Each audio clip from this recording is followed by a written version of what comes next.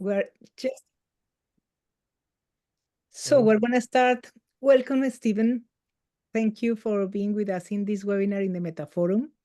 I think that more than ever, the topic that you're going to be exploring is a topic that I think that concerns us, all of us, very importantly in the geopolitical situation we are living in this moment. So nothing more timely that what you are going to be talking about. And I guess that this is giving us an opportunity to explore this topic together and to have a conversation about this.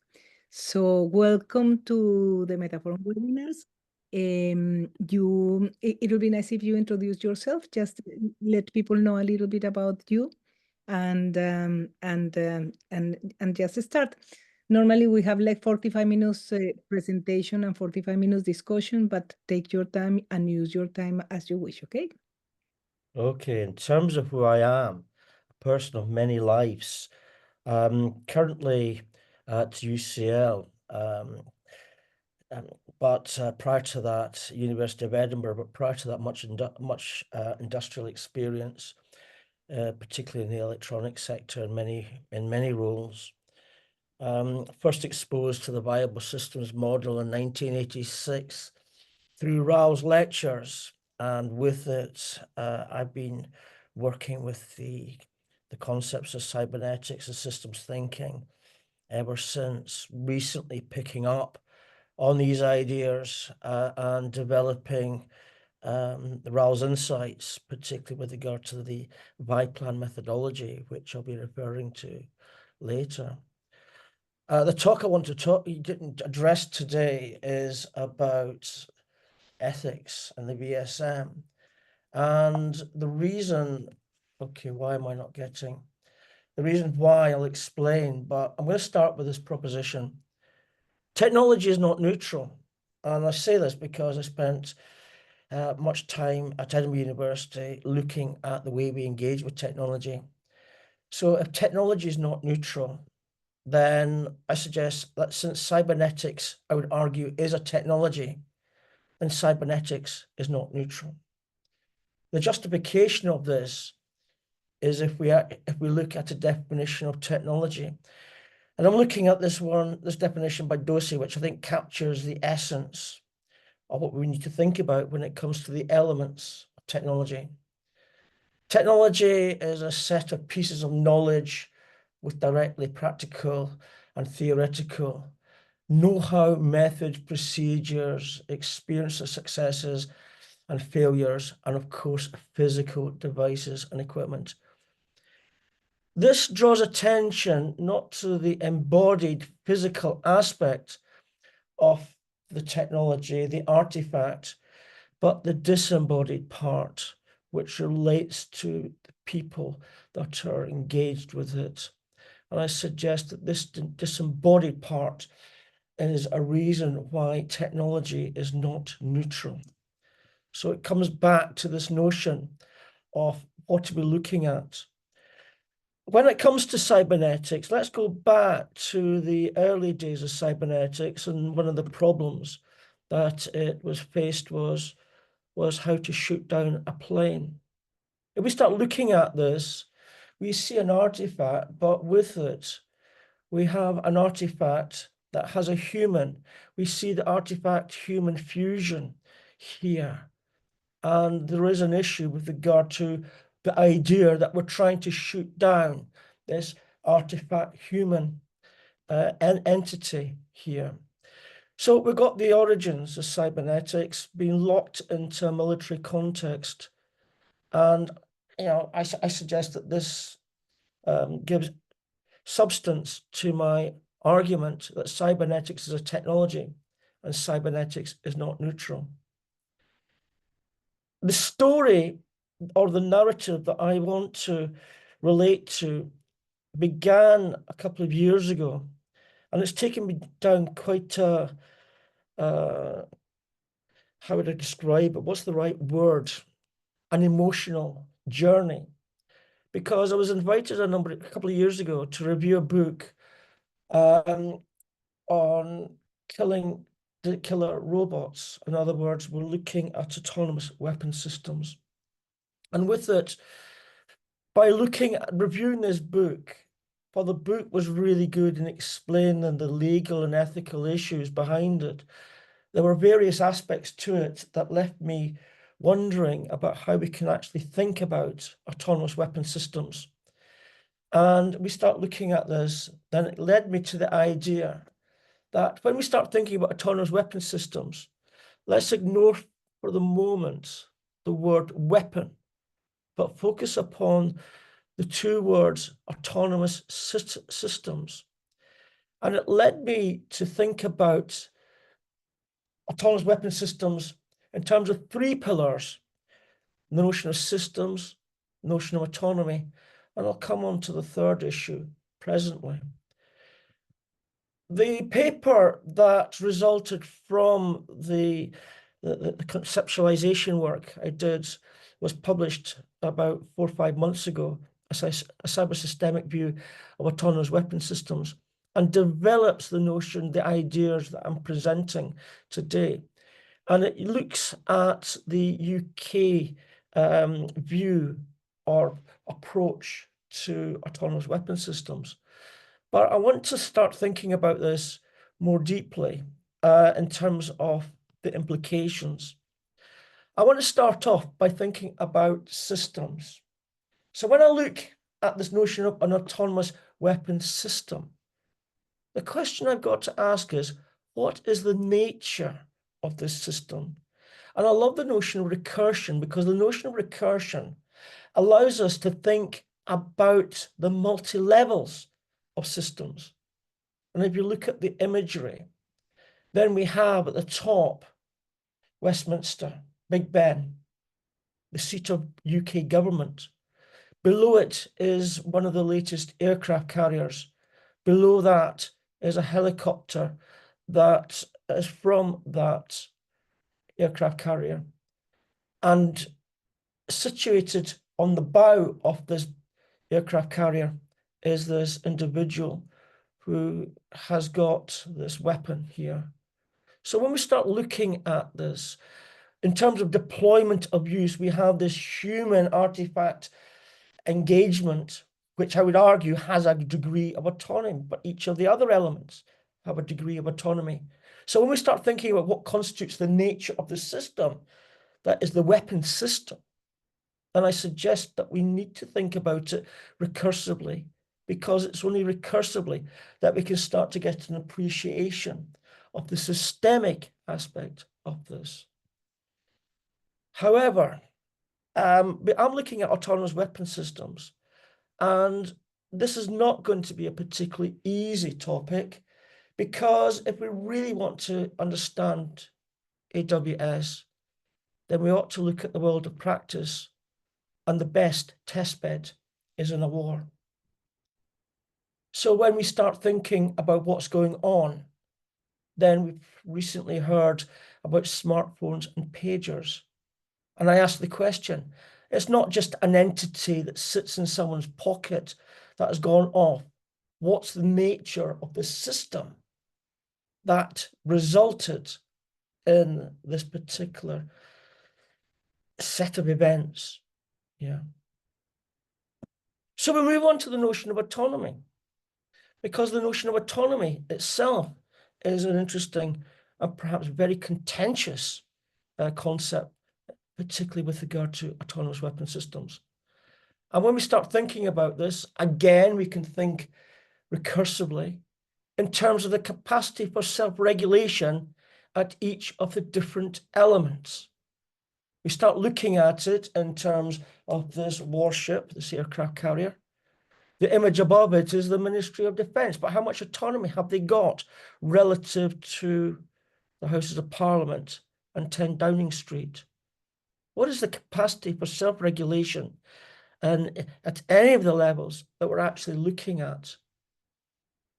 I haven't got a good insight into the details of the structure of the UK military, but we don't need to have that, because the argument is not about what constitutes the organization of the UK military. It's about the way we can conceptualize this notion of autonomous weapon systems.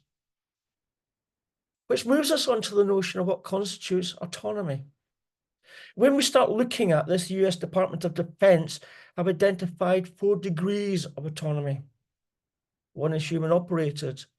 At the other extreme is fully autonomous. Independently acts upon goals set by humans, but if necessary, open to human intervention. In between, there's degrees of human intervention. I suggest that we're going to start looking at it in terms of the fully autonomous. Because if we start thinking about it, I think the independently acts upon goals set by humans is an interesting issue. You'll recognize the viable systems model. I'm using the labeling notation of Raoul's earlier work. Raoul uses the word cohesion. I'd rather use the word control. And we can argue regarding whether any of these words are actually appropriate with regard to labeling. Irrespective, I suggest that the labeling is useful just to give a feel for the sense of the mechanisms that are at play here. But we start looking at this, we're looking at 3 entities that are weapon units, which engage in action with the outcome being the effect, the impact upon the target. And what we have is the question of whether the outcomes are acceptable and whether we can adjust to minimize unacceptable outcomes. Then we start thinking about it in terms of how this autonomous entity can determine when and how to act. And we've got to think about what the purpose of this is, basically to deal with its target. Then we start thinking about the coordination mechanism. We're looking at the integration coordination with everything else, but at what particular level here? Then we start moving it in terms of the monitoring activity, the monitoring mechanism, that we're randomly monitoring that all is well. Well, according to what criteria?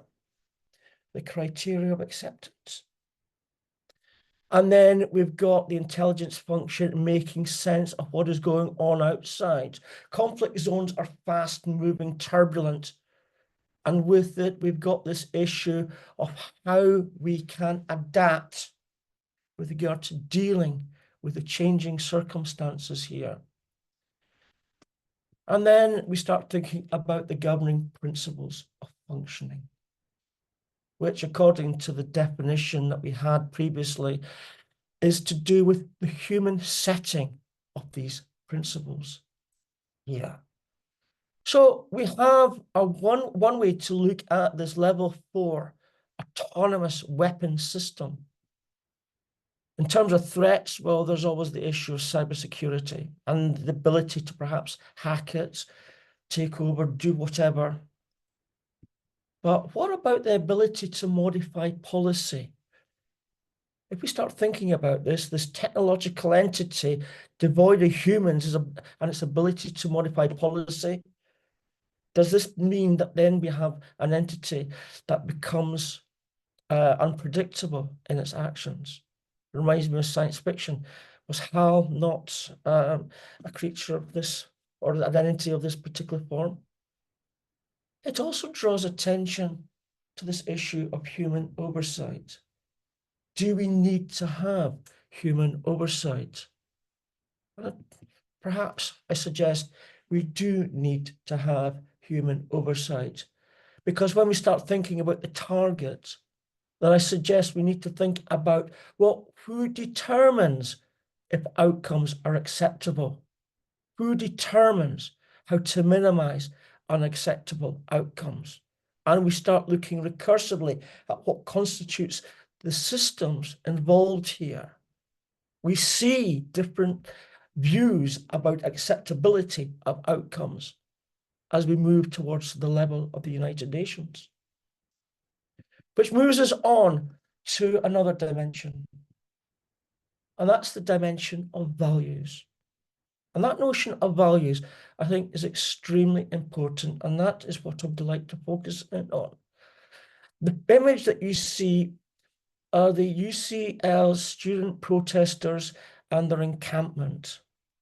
And they lasted 100 days, and they left with dignity, clearing the site and leaving it as a graveyard.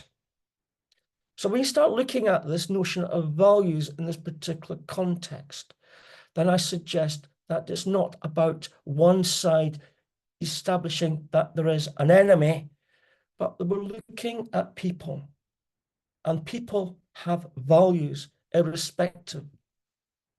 We start looking at this notion of values in the context of war, then there is this notion of chivalry. Whether this actually has ever existed or not is not for me to say.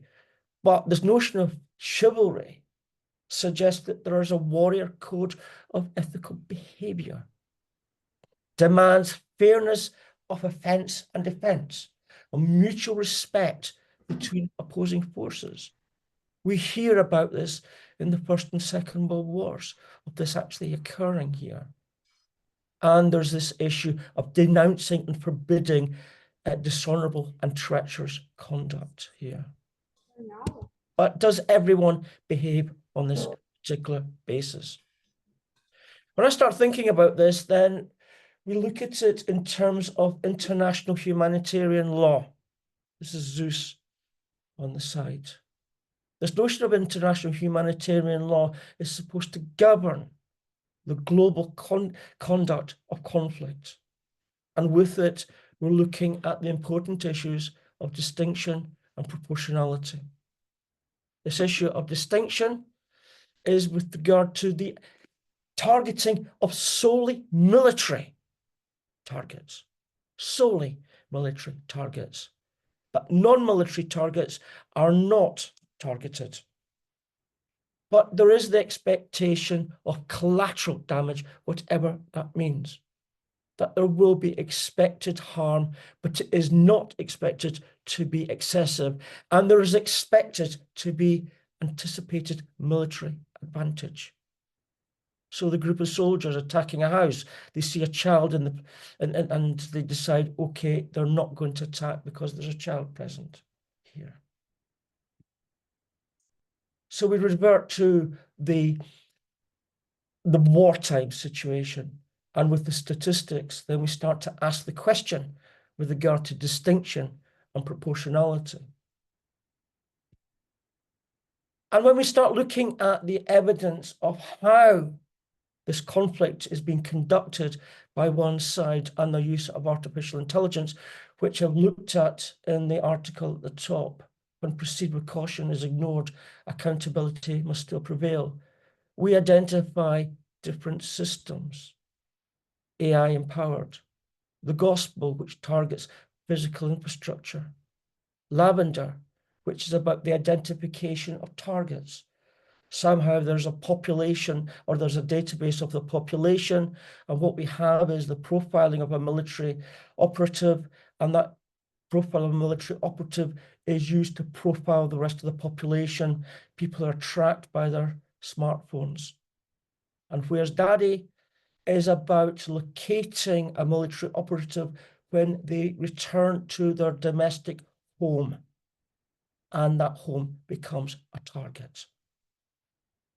And then we've got the exploding smartphones below. So when we start looking at international humanitarian law, we've got the question of what is legal. And we've got the United Nations General Assembly demanding Israel end its unlawful presence.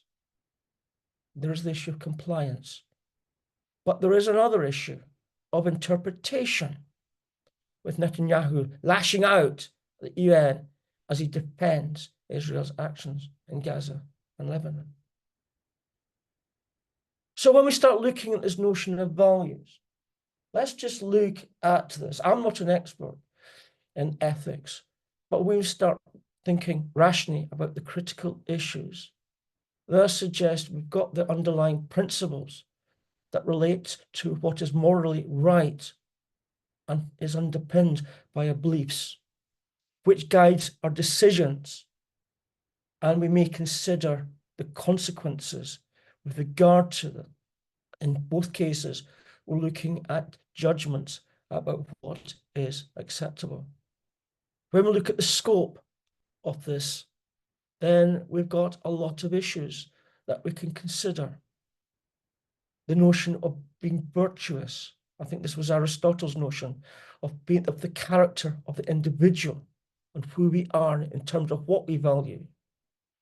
Then there's a sense of responsibility to others. Then we start thinking about the issue of trust. And I argue that trust is not an absolute word, but a relative word that goes hand in hand with commitment. I trust that you're not going to harm me, but I am committed not to harm you. Then there's the issue of respect and care. Respect and care of the rights of individuals and care for the well-being of others. There is the consequences in terms of what is for the common good, how that's interpreted, I suggest is really problematic. But at the end of the day, I think what we start thinking about is justice with regard to the consequences. So we've got a range of issues which I don't have a deep understanding of and welcome any insight into how this can be developed. But we have an insight into this domain of values.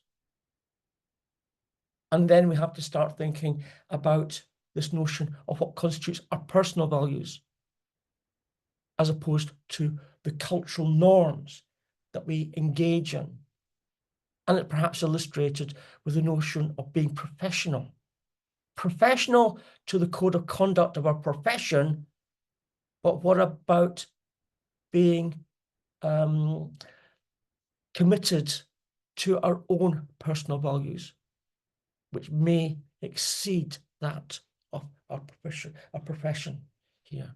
And I'm thinking particularly of a lawyer who knows how to get a person out of a situation, but has the personal values about the ethics of it.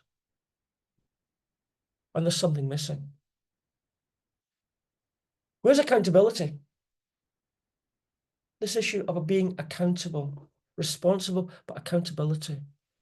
And the images, I suggest, speak for themselves. Which leads me back to this notion of values and what I describe as the 3 pillars of autonomous systems. I suggest that the extreme example I have presented of autonomous weapon systems has application to all autonomous technological systems. For example, autonomous vehicles, in terms of what constitutes the system. How would I get from Edinburgh to Rome?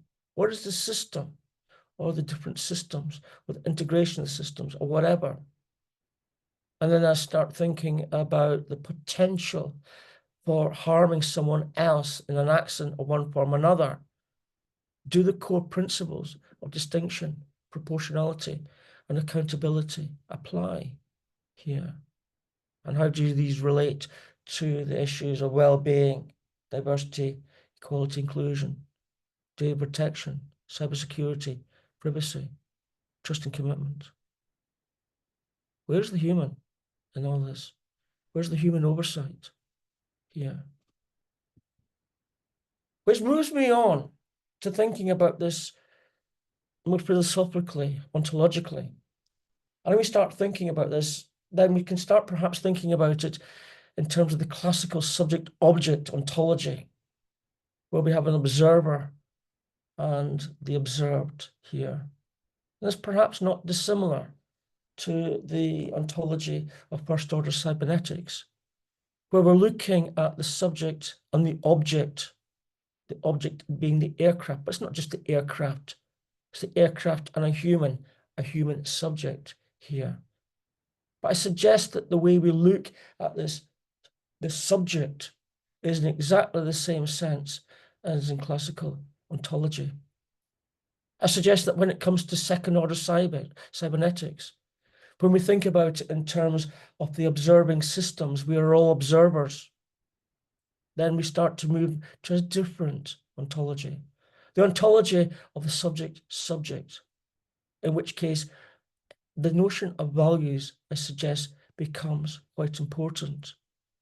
And whether you agree with the notion of third-order cybernetics or not, and I suggest there are arguments for it as well as against this notion of third-order cybernetics, I suggest that the notion of a meta-subject is useful because it draws attention to the distinction I made earlier between the values of the individual and cultural values, cultural norms here. So let's move on. In terms of implications, then I suggest the implications relate to the way we engage in inquiry. And if we're dealing with complexity, we're handling complex situations, wanting to handle complex situations, then one very powerful way of thinking about this notion of inquiry is Raoult's Viplan methodology. The Viplan methodology is parsimonious in the sense it comprises 6 activities. With it, we've got the activities taking place in the action space as well as in the conceptual space. We have 2 domains. We've got the epistemological domain of the learning loop. We've got the operational domain of the cybernetic loop. And with it, the argument is that the learning, any learning takes place, is shaped by those that are present with regard to the inputs to this learning process. The activities are very quickly, you'll understand what's going on through the rich picture, focus on a particular issue through the structuring the problem, creating the conditions conducive by modeling the organizational conditions through the VSM, and then creating these organizational conditions which allow us then to start engaging with the problem situation in terms of the content of our discussions, which is modeling the issues and then making change happen. However, when I start thinking about this, then I've had discussions with colleagues when I was at Edinburgh University, and it was nice that one of my colleagues was actually exploring this with his PhD students. And the message I got was that the arrows were actually a distraction. They gave the suggestion that there was a degree of linearity, which led me to write a paper a couple of years ago, which was about the 9 lessons of the Viplan methodology. And the idea was that the Viplan methodology is a heuristic where we can move from one activity to another as appropriate to any point in time, as appropriate to where we are at any point in time in our inquiry. And a good way to engage with this conceptually is the thought-up experiment of the activities of a PhD. The 3-year process of inquiry that leads from starting out from being very uncertain to actually submitting something that is very focused, that is called a dissertation, is one which you are engaging in an iterative process, jumping from one activity to the other, but not in a linear manner here. So I return back to this notion that technology is not neutral. Cybernetics is a technology based on the definition I gave at the outset, and that cybernetics is not neutral. But in this process, which allows us to think about the epistemological domain and the operational domain, where are the values which I suggest belong to the ontological domain here? And I'm sure that this is not going to be regarded as the right way of thinking about this, but it is one way to introduce the notion of the values domain here. And with the values domain, we cover the ontological, epistemological, and operational domains, which I suggest gives us a more comprehensive understanding of the issues we need to gauge in when it comes to thinking about challenging situations here.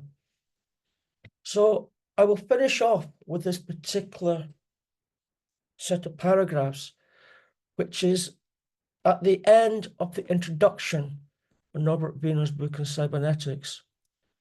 And if we start looking at what he's got to say here, then I suggest that it is well worth reflecting on the words and how these relate to what I've been talking about this afternoon.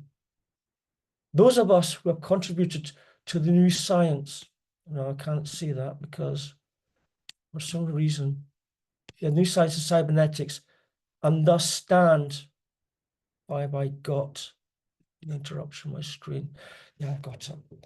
Those of us who have contributed to the new science of cybernetics thus stand in a moral position which is, to say the least, not very comfortable. We have contributed to the initiation of a new science which, as I have said, embraces technical developments with great possibilities for good and for evil. We can only hand it over into the world that exists about us. And this is the world of Belsen and Hiroshima. We do not even have the choice of suppressing these new technical developments.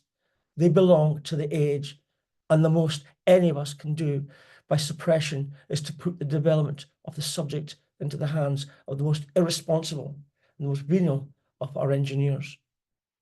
The best we can do is to see that a large public understands the trend and the bearing of the present work, and to confine our personal efforts to those fields such as physiology and psychology, most remote from war and exploitation. As we have seen, there are those who hope that the good of a better understanding of man's society, which is offered by this new field of work, may anticipate and outweigh the incidental contribution we are making to the concentration of power, which is always concentrated by its very conditions of existence in the hands of the most unscrupulous. I write in 1947, and I'm compelled to say that it is a very slight hope. And on that note, I will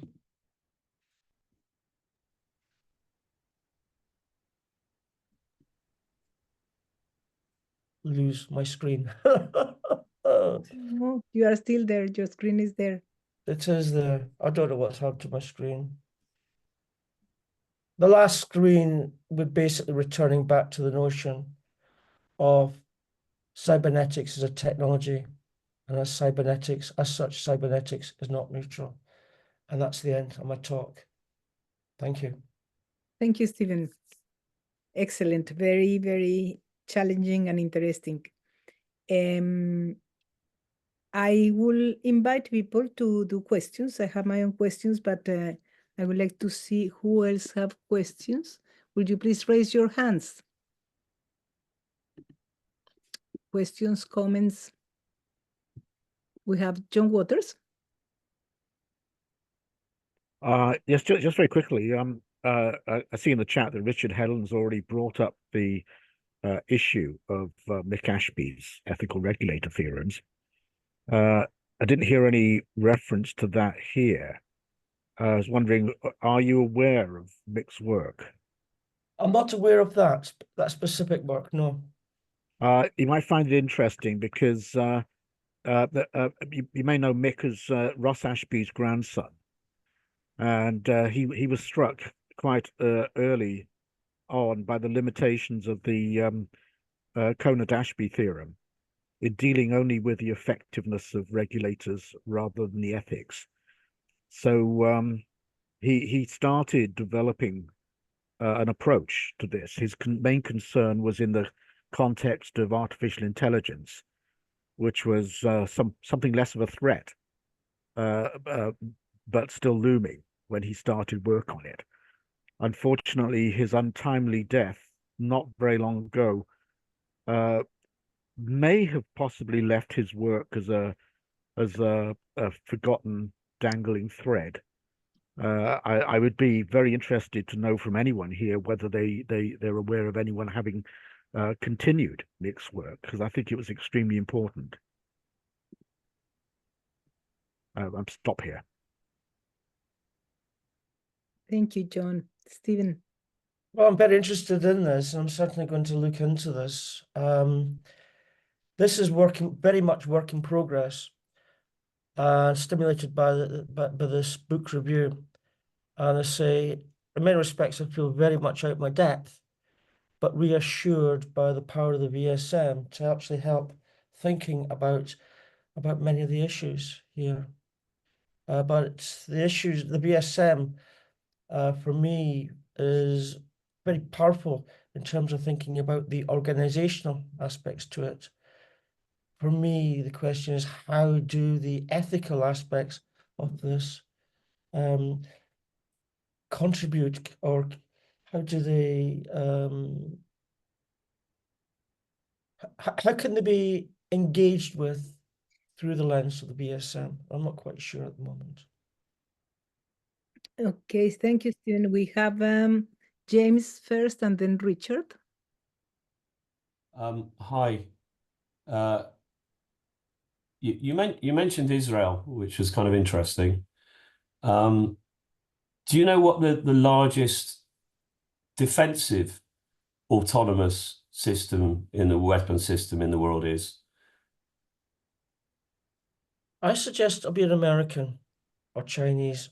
Well, it's actually the Israeli Iron Dome, which has been preventing all the missiles from all the various protagonists from landing on Israel. Okay. So I was interested that you didn't mention defensive systems, which maybe you can speak to, and also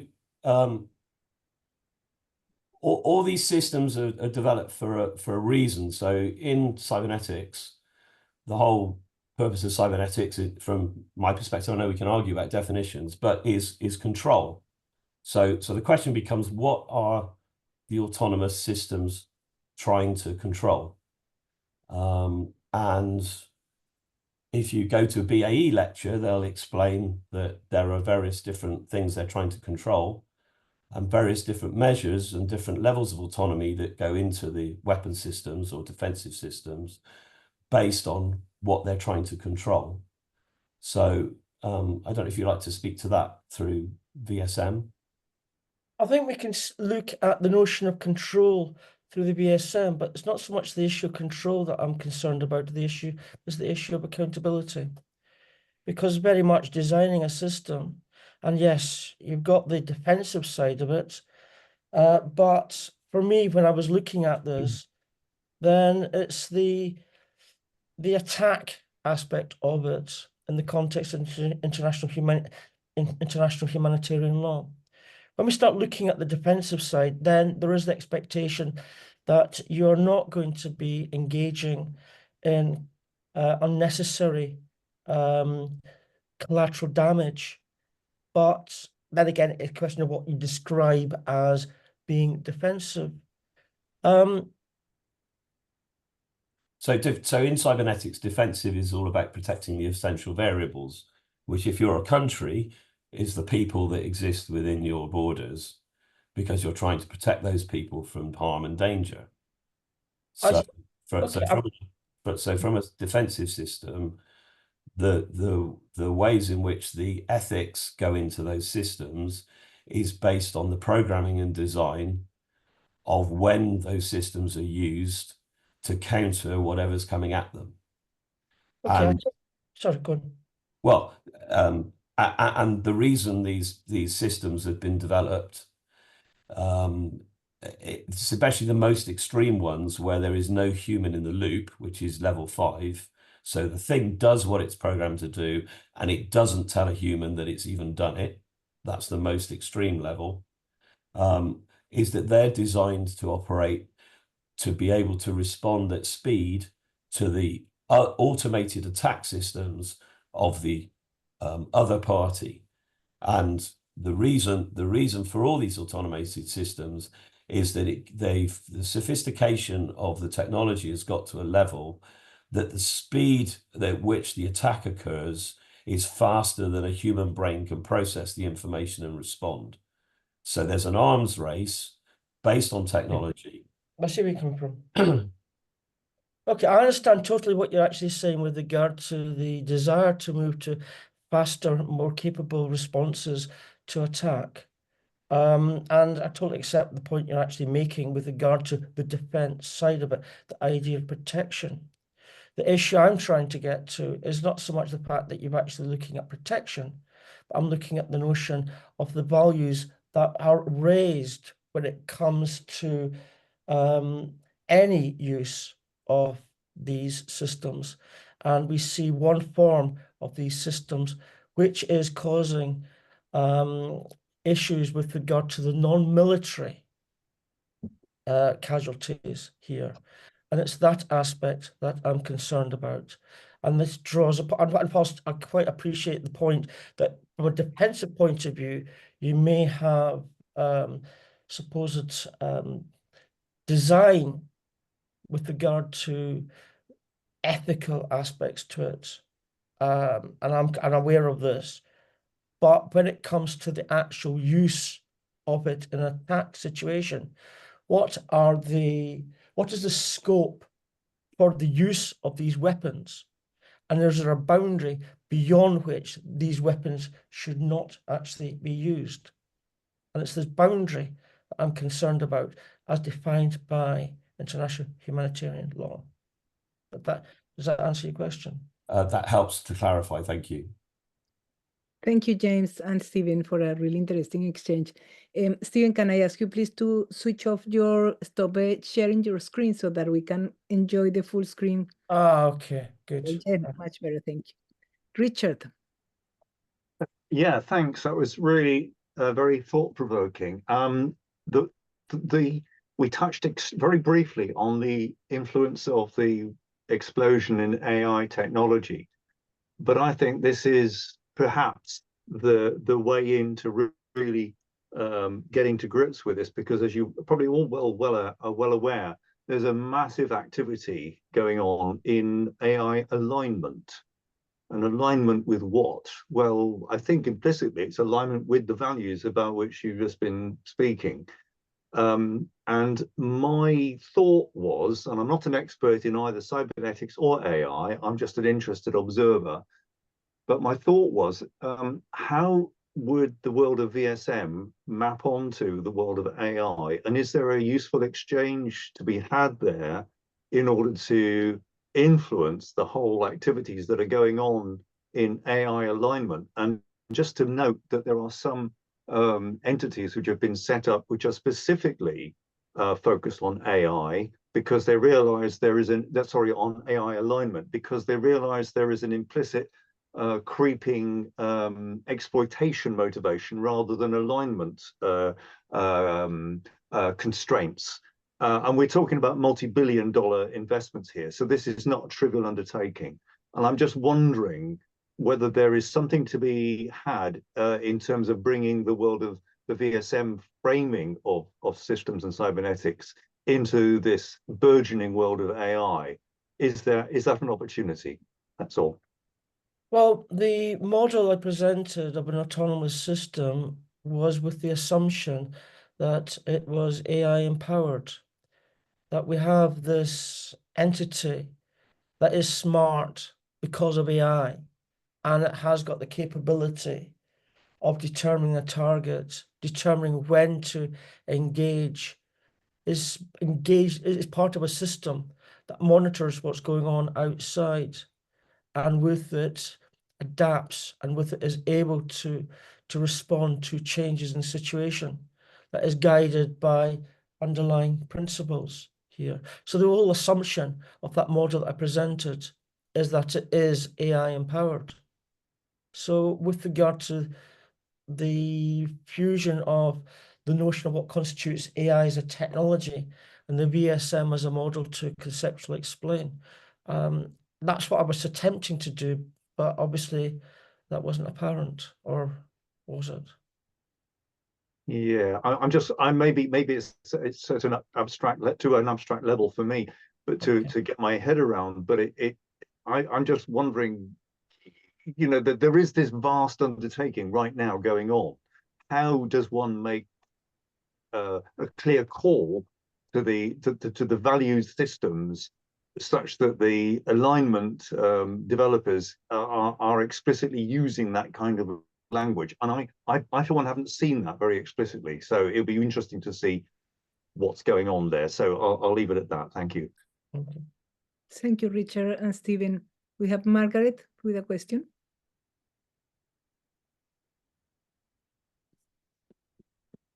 You are muted, Margaret. You have to unmute.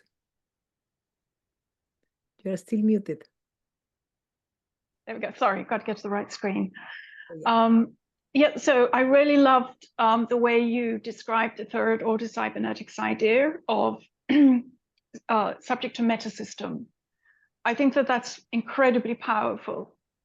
And I would love you to develop it a little further. What I wanted to talk about was the example we had months ago where the Israeli military had to remove 2 people from a post, from a military post position. And they were the folk who were responsible for managing the AI system that did voice recognition through cell phone tapping. And then was a human in the loop to actually decide whether to actually target through drone fire that person they were looking for, the Hamas person. And they ended up with quite a lot of poor decision making around that, because it turned out that neurologically, the time that the human had in the loop to actually make a normative decision was not enough for the actual response time that the system needed to be effective to target on in time. And I think this is sort of what you're trying to unpack a little bit, and perhaps what other folk have mentioned. And I think that if we look at what's going on in Ukraine and the development of really drone warfare at a level and autonomous warfare at a level that we've never seen before, this is becoming incredibly important. And I'm wondering how it's possible to build into an AI the consideration of, can you hear child voices around you? Can you hear female voices around you? How far away are they? We know that they're able to, just from using Wi-Fi signals, actually do infrared imaging now. I call it infrared because that's what I understand, of how many people are in a building just by actually teaching an AI to use the Wi-Fi signals in a house to actually know the location of individuals. So you don't actually need special sensors or anything, as far as I understand it, but this is all part of where we already are. And I'm not sure how we even get that conversation between subject matter system and AI going. The problem Thank I've got you. with the technologies is that we perhaps make too many assumptions about the capabilities of the technologies. So how do we tell the difference between a small soldier on a tank and a child playing on a tank in an urban area? So we've got the challenge of this issue of distinction. And I really don't know if, well, I'd be very suspicious about claims that we are able to make such distinctions. But this issue of distinction is an important one, and I wonder whether we will ever be able to make these distinctions using the power of artificial intelligence, sensors, and the rest of it. So when we start looking at this, I don't know. I really don't know how this will progress, and I don't really know how to answer that particular question.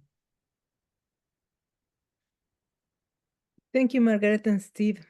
I have a question while I see more people engaging. Well, I have more than one question, but the first question is a technical question. When you presented your VSM of the automatic weapon system, I have the impression that your systems one were the weapon systems, yeah, the Yes. acting.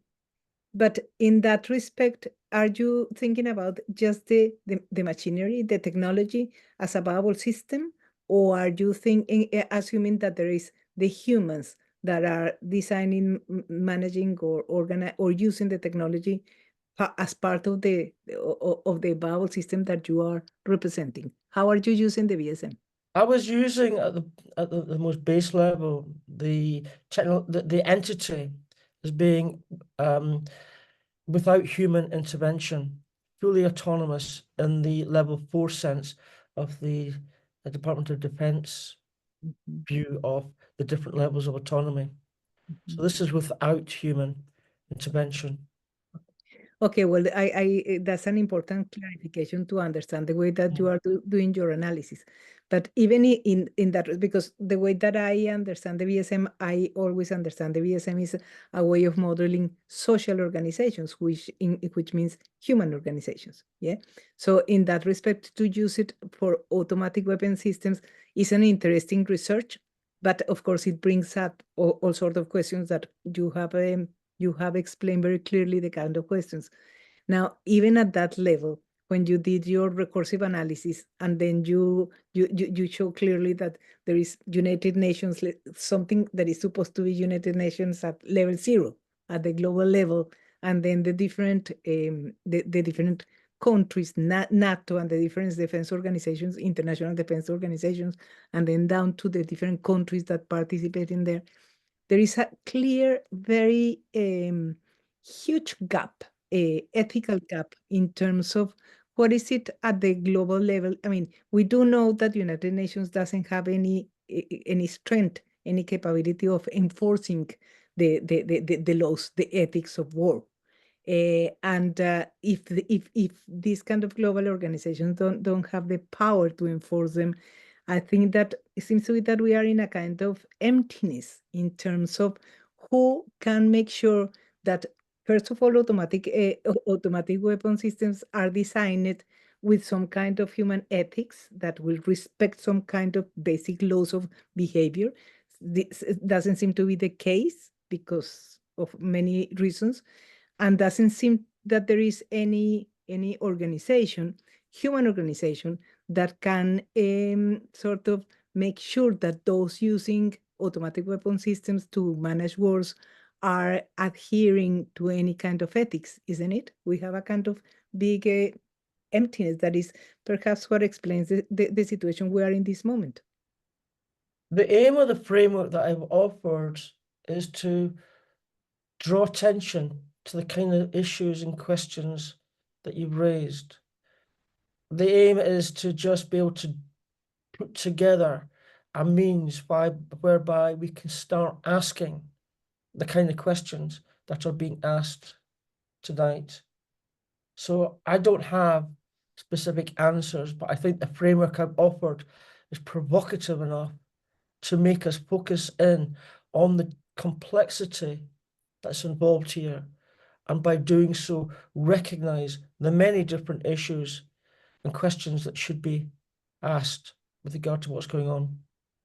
Yeah, I understand your purpose, and I really applaud your intention, because I think that this kind of effort needs to be done, and I do think that the VSM is a framework that is powerful enough to at least help us to focus on the important questions. So in that respect, I think that it's really interesting what you are doing. We have again Margaret, but let's accept Igor first, and then Margaret. No, first Margaret. You just don't know how to put down your hand? Okay, so you are all right. So Igor then. Okay. Can I argue a little bit, Angela, with your last sentence? Because you said, VSM is strong enough to actually model the things to identify issues in the real world. Is it really? Because there are obviously serious issues in the real world. You can see, for instance, there's a lot of room between the levels of recursion levels of VSM, where one system is clearly very, very loose in its autonomy, and it's hard to see where identify where pathologies actually occur. And I know it is used for identifying pathologies, but still so many blind spots are there. I think the reality is that when we try to understand the complexity of what's going on, it is challenging. The power of recursion is that we can start to think about the way we think about society locally, globally, and with it gives us a means to model that. It's not, I don't expect it to actually capture everything, but it does draw attention to what's present here, allows us to understand what's present. So we start looking at it by the names that the names we use in our everyday, and how we can use these names to appreciate the different levels of recursion here. When I think about this notion of organization, I like to think about organization not as an entity in the noun sense, because that does draw attention to the people aspects, the social system. I like to think about it in terms of the verb sense, to organize. And if I look at it, I can then start thinking of it through the notion of actor network theory, where we've got humans and non-humans who are each acting together. And if we take this perspective, then it adds a slightly different view of thinking about the notion of what constitutes organization.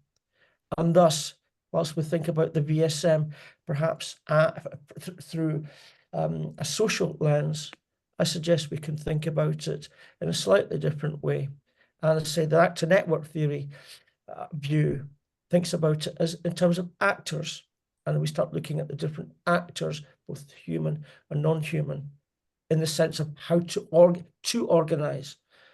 Then it allows us to give to appreciate the multiple things that are actually going on here. It doesn't imply that there is autonomy as an absolute concept, but it does allow us to appreciate that autonomy can be viewed as something that is relative. And it relative to what? To the different levels within the particular in terms of the particular recursion of what we view as the situation.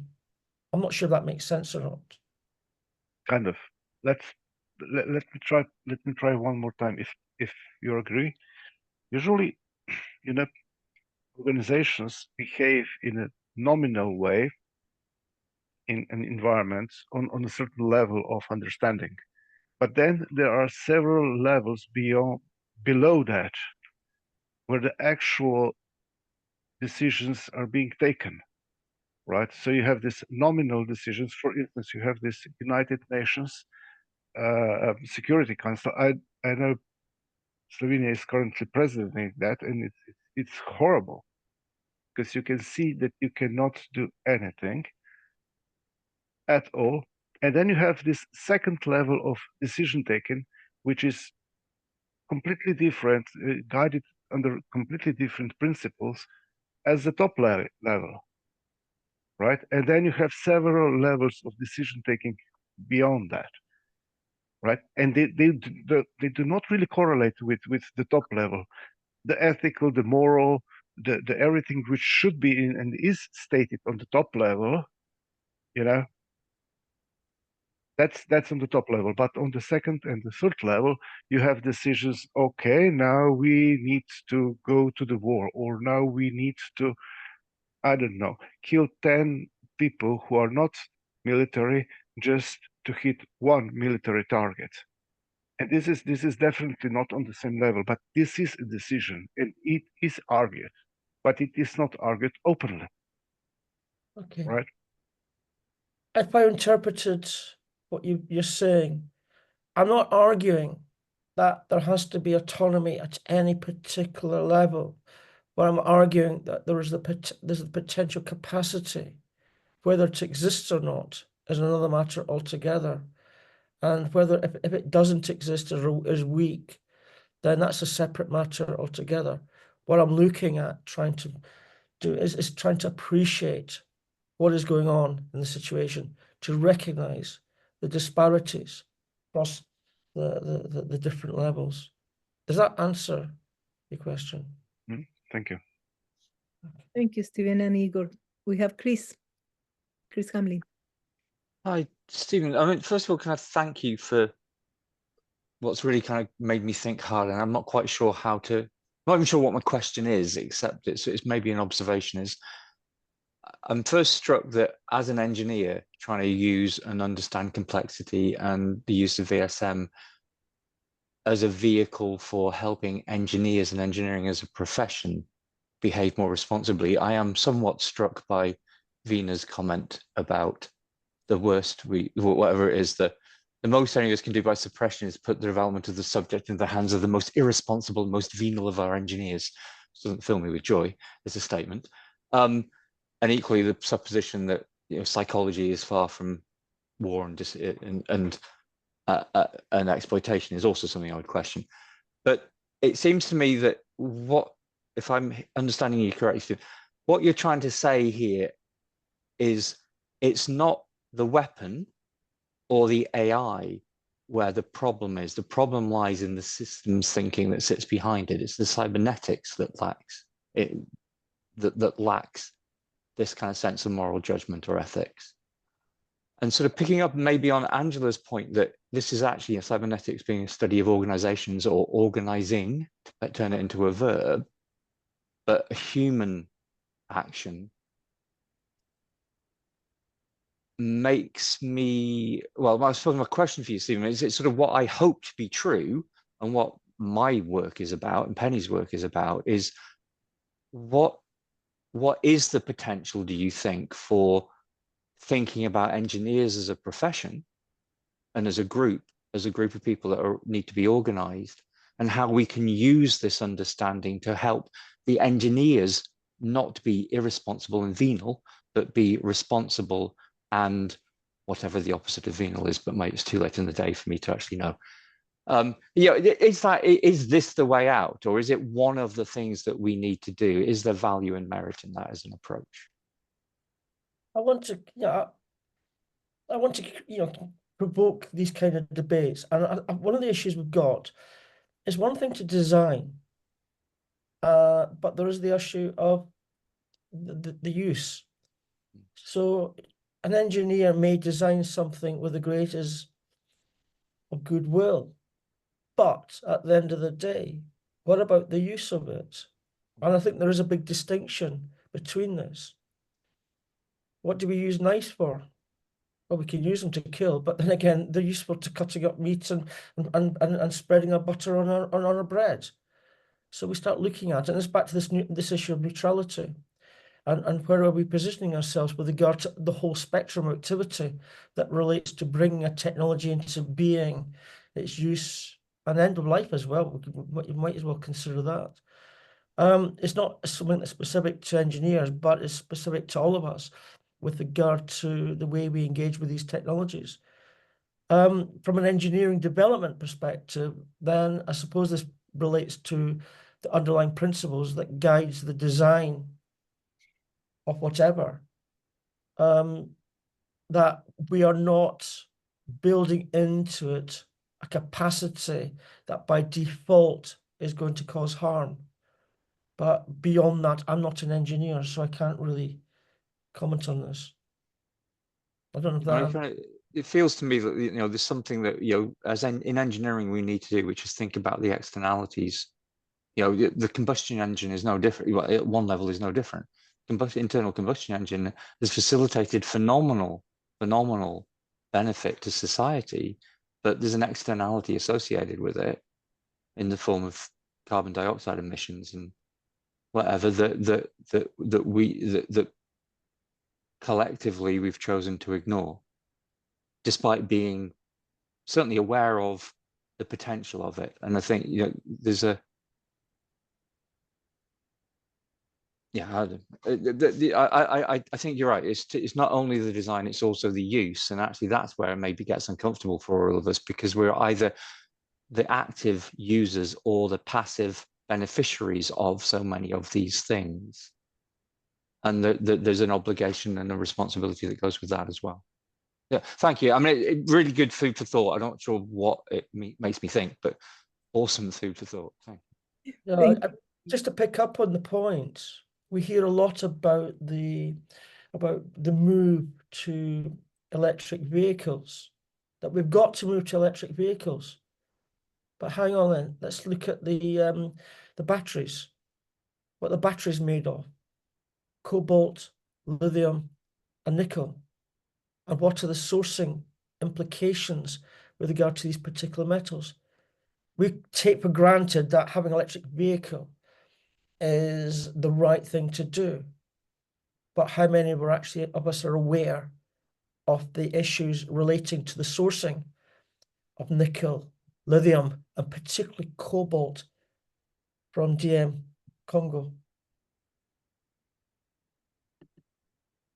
Okay, thank you, Stephen and Chris. We have Elena and Raul waiting. Elena? Thank you. That was very interesting. I'm reminded of a couple of presentations by Steve Wright, who came to Metaforum and talked about the kinds of weapons, particularly the supposedly non-lethal weapons. And he also talked about kind of shifting the context. One of the things he described was a middle school in Ireland where the kids became arms traders, and their ability to buy arms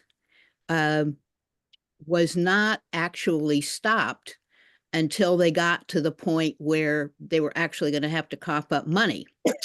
But then they brought that information about how far they'd been able to get as arms traders, as junior high school students, to the legislature in Ireland, and that actually had an effect.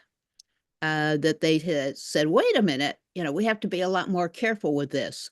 So I guess I'm asking about the possibility for red line contexts that say there's going to be some limits about how these things are used and some regulations. And it certainly doesn't solve all the problems, but it certainly does give a kind of a framework where you consider, should this go ahead or not? And I certainly take the point about the electric vehicles, is that's going to be a big trade-off unless batteries can be designed that can not use those metals. But at any rate, thank you. And I'd like to know just your feelings about context setting at the public level. I'm not quite sure what you mean by context setting at the public level. Could you just clarify? Well, I was thinking that the kids and their teachers bringing what they were able to do to the Irish legislature amounted to getting people to look at the context in a public forum. And I think some other things also, could be examples of that, of saying, hey, do you realize what consequence happened when you did this? Is this not all about general awareness about what's actually going on? The framing of what's actually going on in such a way that it's being elevated to not just the general public, but also to those who are in a position and the political institutions to actually appreciate the issues. And I reflect upon this with regard to universal credit, which is a welfare payment that was supposed to simplify things. But I know that when it came to the rollout, it was piloted and increasingly rolled out. But as it started to move out into conservative areas, then there was a lot of panic amongst the MPs at that particular time with regard to the impact and how it would damage their position or their reputation. So when it comes to this, who is it that needs to have this general awareness, this general understanding? I don't know, because I'm not a politician. I don't know much about politics. But when it comes to this, it became apparent then that politicians really do need to understand what's going on here. How do they do that? Then is it not by the lobbying from the grassroots? Yes, I think definitely that's the case, because usually politicians don't act until somebody tells them, hey, there's a problem, because they don't have any more intellectual capacity than regular people, and they can't know everything. So what you're hoping is they've got enough values that they can, pick and choose among what they're asked to do about what's best for the public good. But I agree, it's about, framing it in as many contexts as possible so that there's some, perhaps informal guardrails on its use. Well, getting the guardrails is one thing, but certainly informing and creating general awareness and appreciation. But that's in the face of all the alternative facts, for lack of a better word. The alternative facts that are creating so much noise and distorting people's understanding, appreciation of what's actually going on.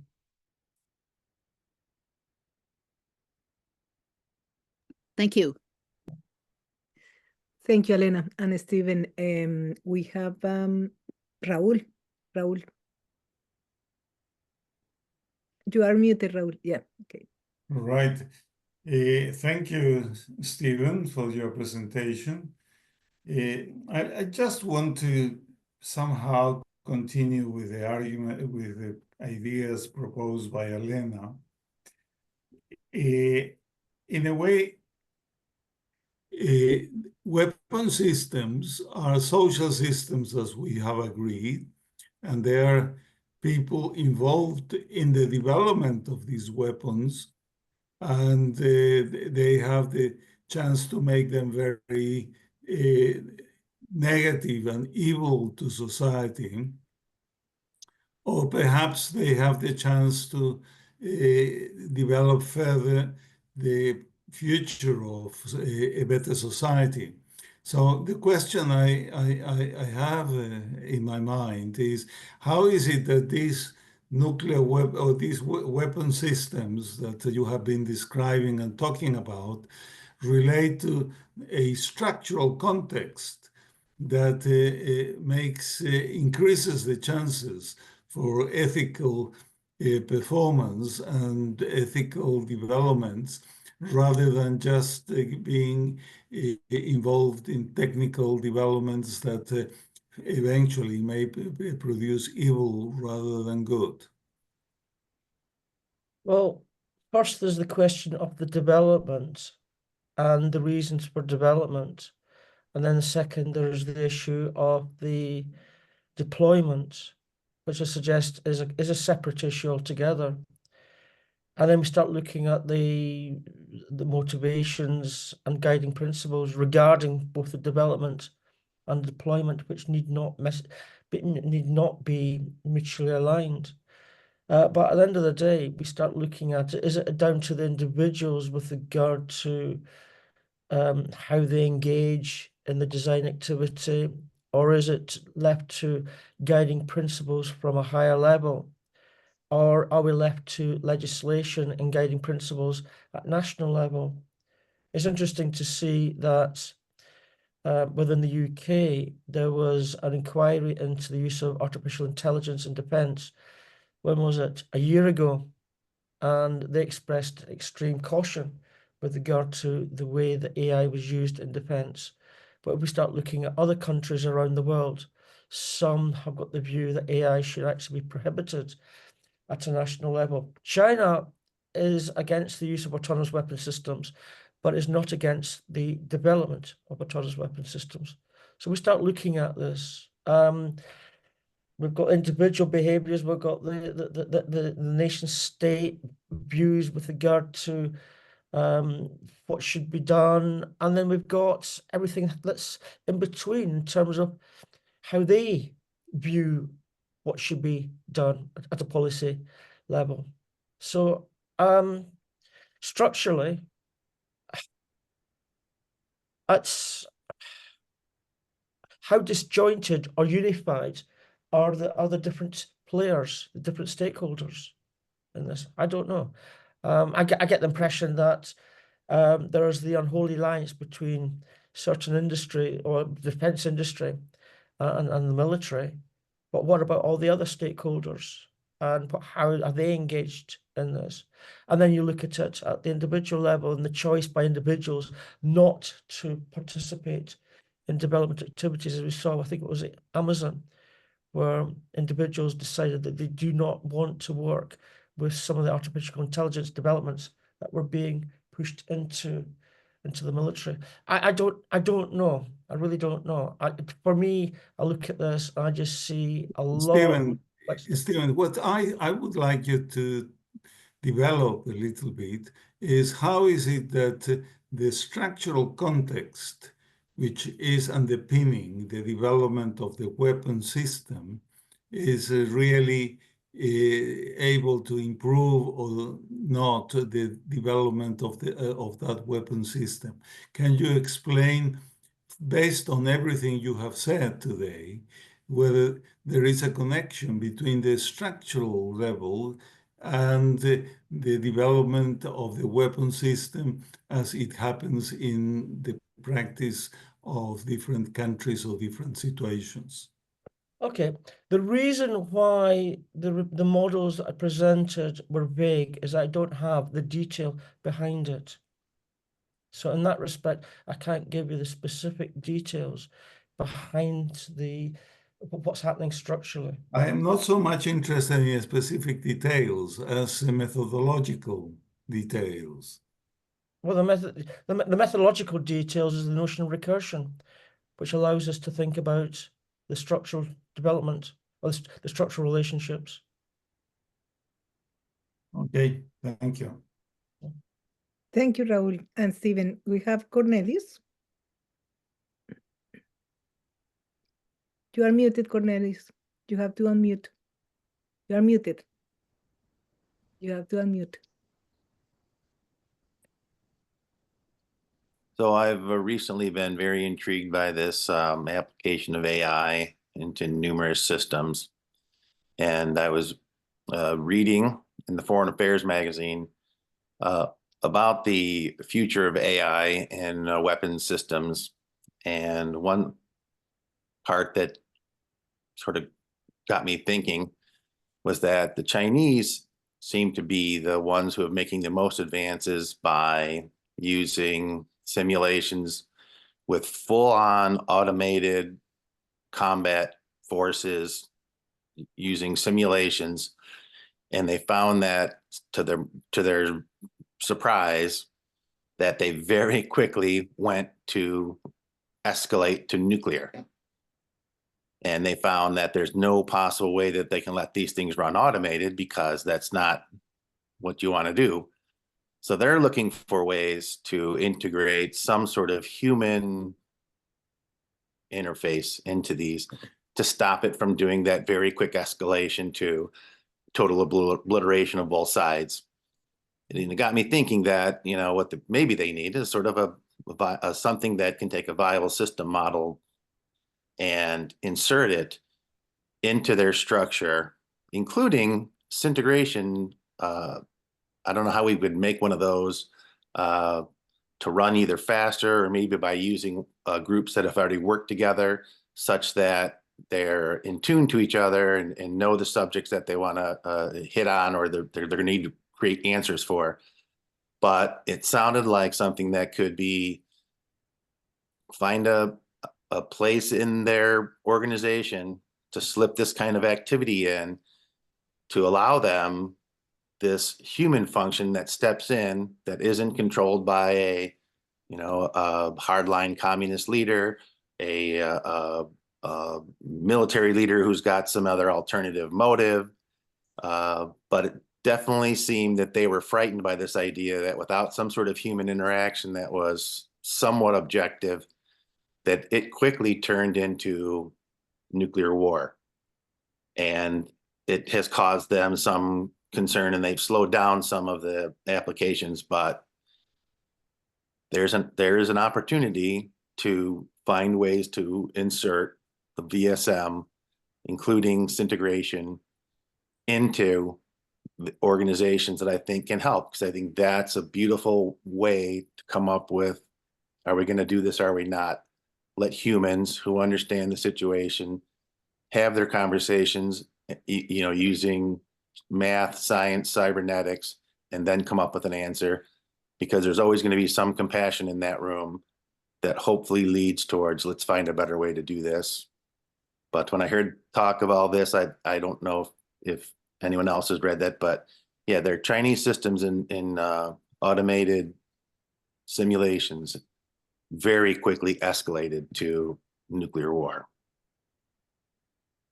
In the paper, I make reference to another study that looked at modeling this, simulating different scenarios, and it was very similar in terms of the findings here and the desirability for human intervention.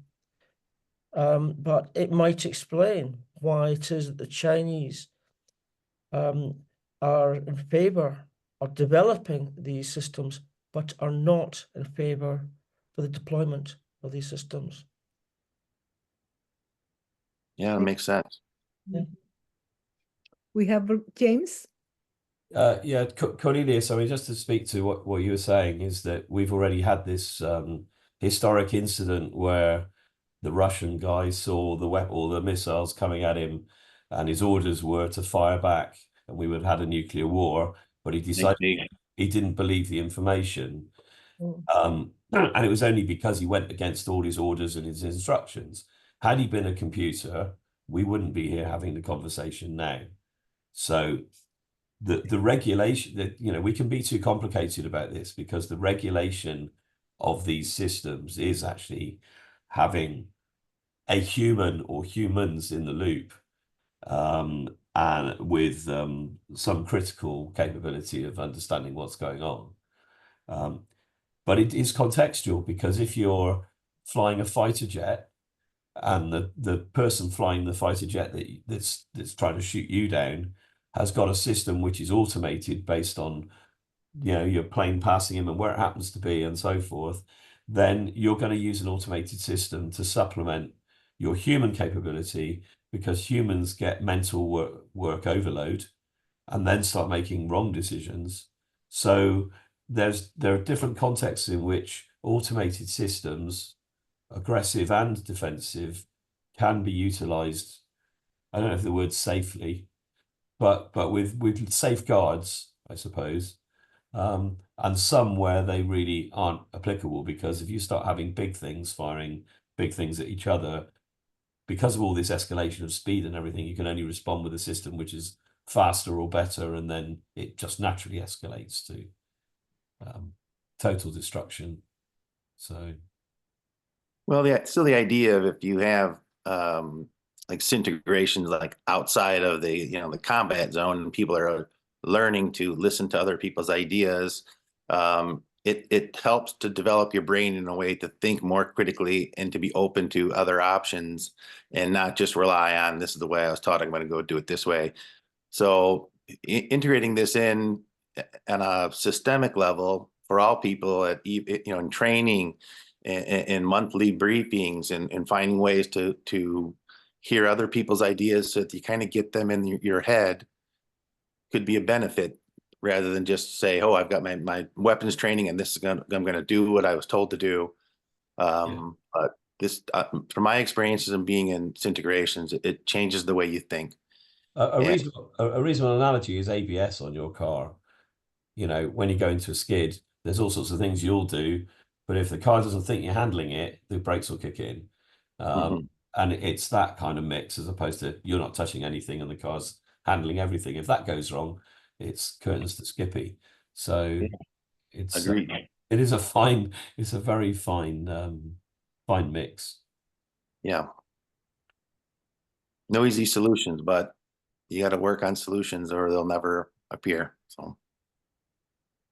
Thank you, James and Cornelius.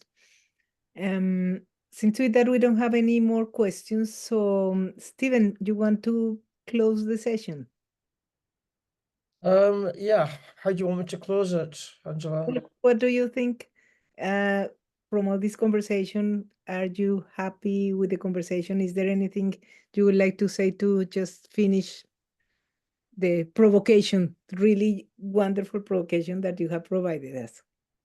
Yeah, the idea was to be provocative. The idea was to stimulate conversation. The idea was to not necessarily say things that people might want to hear. Because at the end of the day, we've got something going on. We've got big change going on. And I think the important issue is that we start getting into the kind of discussions that I'm trying to raise.